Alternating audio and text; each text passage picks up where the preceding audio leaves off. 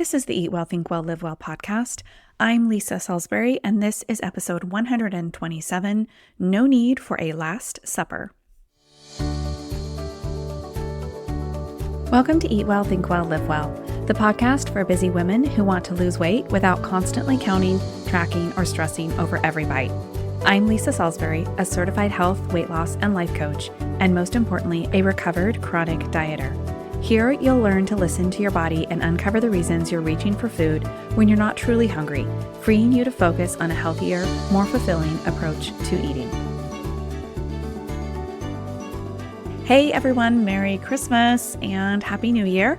I hope you had a lovely holiday with your family and that you are enjoying this sort of off week in between the two holidays, depending on what you celebrate. This is being published actually on Christmas Day, so I'm going to make the assumption that you will listen to it later sometime in this off week.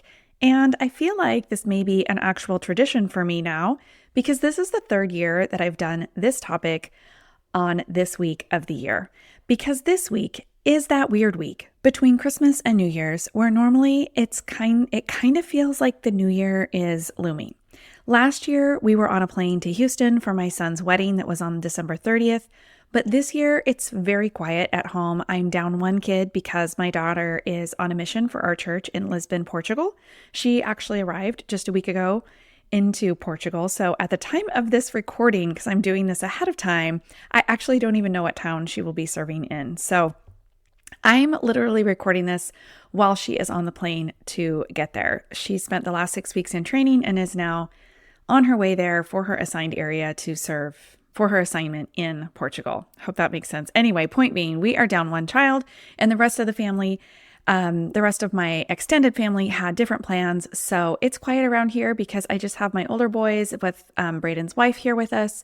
So we have a gingerbread house decorating contest planned for next week. So hopefully you'll catch that on my Instagram. I always post family stuff there on my stories. Anyway, I'm getting sidetracked, but for most of us and for me on most years, I feel the new year coming and I feel like here we go again.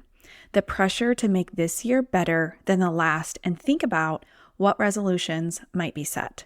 Because there's no New Year's resolution like a weight loss one. A quick Google search showed me a survey where 23% of respondents said they wanted to live healthier, which was the top answer. Second was personal improvement or happiness at 21%. And third was lose weight at 20%. So if you combine the live healthier, since that's also what I basically coach on, 43% of respondents could be helped by my type of coaching, health and weight loss coaching. That's actually kind of a large, crazy number. Plus, I've had clients tell me repeatedly that they are also emotionally stronger with the tools I give them in multiple areas of life. I had a client who told me that her husband noticed how much calmer she was with her kids and how much happier she seemed in general. So I guess I help with the second response as well. So that's kind of interesting. Anyway, all this is to say that these goals are looming out there in a week or so. The majority of people have improving their health in some way, whether that includes weight loss or mental health or just a goal to eat more vegetables. You might be thinking along these lines as well, right? This is the year. That is all fine and good, and I have no issue with New Year's resolutions like this. Although I am always saying that there is no better time than your very next bite to start eating the way you want to eat, I know for some there is something about that new year that just gives them just the push they need to start. Specifically now, if your goal is weight loss, here is the problem. When we feel like losing weight is on the horizon, our brain goes into some scarcity thinking and we start to have some thoughts like, well, I better eat this now while I can. Or this will probably be the last time I get to have carbs for a while. Or I better enjoy food while I still can. We start to get all those diet mentality thoughts creeping back in, even if we've been working hard to let them go and to rewire the brain. I'm always talking about strategies to reframe those and talk back to your lower brain. We need to do that here with these thoughts about the new year as well. Because listen, you do not need a last supper. You do not need to feel like everything is going to change and you will no longer be able to enjoy food. That is your past diet trauma talking there. Of course, you think that you better eat this now while you can because you've never been on a diet before where stuff wasn't off limits. Of course, you think this is the last time you're going to eat carbs because that's the thing that you always cut out to lose weight in the past. Of course, you think you better enjoy food while you can because everyone knows diet food doesn't taste good, right? You know you're going to feel terrible and have some sort of sugar withdrawal symptoms. And all this, just again, that past diet mentality, past diet trauma even talking. I talked about diet mentality thoughts last week, so you should be very familiar with what those sound like. So all of this should sound pretty, really similar to those thoughts that I gave you last week, but it makes sense, right? Because if misery is coming, we need to live it up now. That's what our brain is telling us.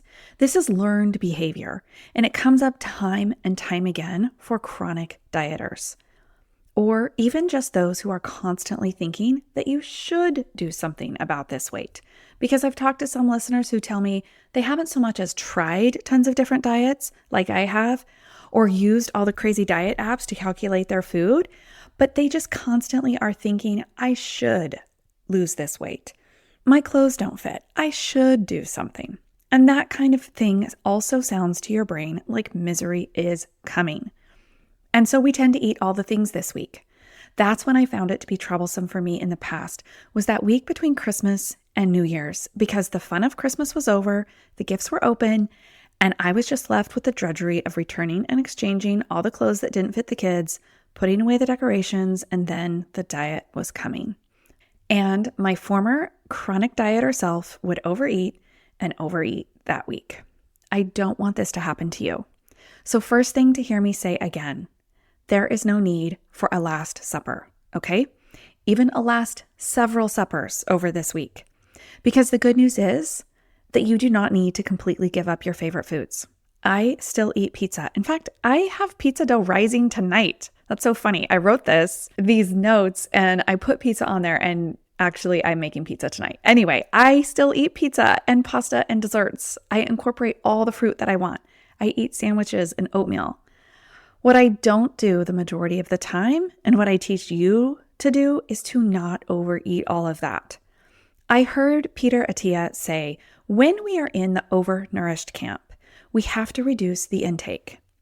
And I thought that was such a good way to put it. I generally use the phrase overeating, but a lot of folks feel like they aren't overeating per se because they assume I mean binging, like excessive binge eating or taking full platefuls and then having seconds.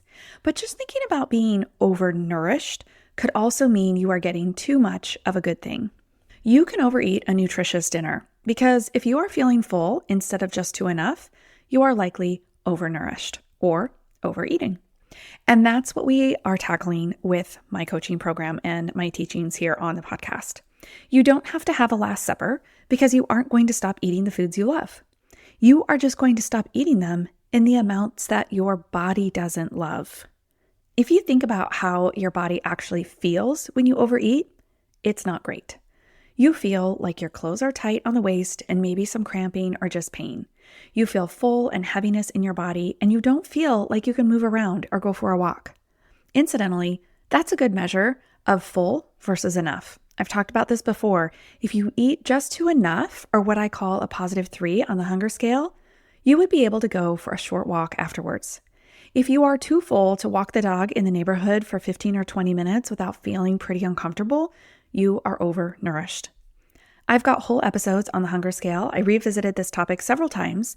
For a full episode, I will link to the Back to Basics episode from October 2023. So be sure to grab that if you haven't listened to it before. But briefly, this is the tool we use to make sure we are hungry before we eat and that we are getting just to enough at our meals and then stopping. When you come from the overnourished camp and then go to eating this way, where we wait for hunger to tell us it's time to eat and then eat just as satisfied, you will lose weight. It's honestly as simple as that. We really can use our bodies to help us know how much food to eat. I'm not telling you need to learn about the hunger scale and implement it starting on Christmas Day. But what I am telling you is that there is no need to entertain thoughts of scarcity about this being the last time you will be eating good food. I want you to eat good food, food that you like, year round. So when your old diet brain is telling you to enjoy it while you can just remind her you'll enjoy it now and you'll enjoy it whenever you decide to plan it for yourself. New Year's is a great time to set some intentions for the year, and if losing weight or achieving a healthier lifestyle is top of your list as well, I'm all for it. And I know I can help you with that. But please don't use that as an excuse for this week to overindulge. Eat the foods that you want to eat, but just pay attention to your body and what she wants as well. And tell your brain there is no need for the panic. I'm currently filling my January calendar, and I have space for a few more one-on-one clients at the beginning of this year. I hope one of them is you. I'm so glad you tuned in today. If today's insights resonated with you and you're ready to make lasting changes in your health journey, I'd love to help. Don't forget to grab my new freebie, What to Do When You Overeat, in the show notes. That's a 3-part video series I know is going to really help you. You can also book a free coaching session with me to dive into personalized strategies for sustainable weight loss and a balanced relationship with food. You can schedule it at the link in the show notes. Remember, it's not just about the food, it's about empowering yourself with choices that truly serve you. Have a great time this off week, hopefully with your family. And as always, thanks for listening to the Eat Well, Think Well, Live Well podcast.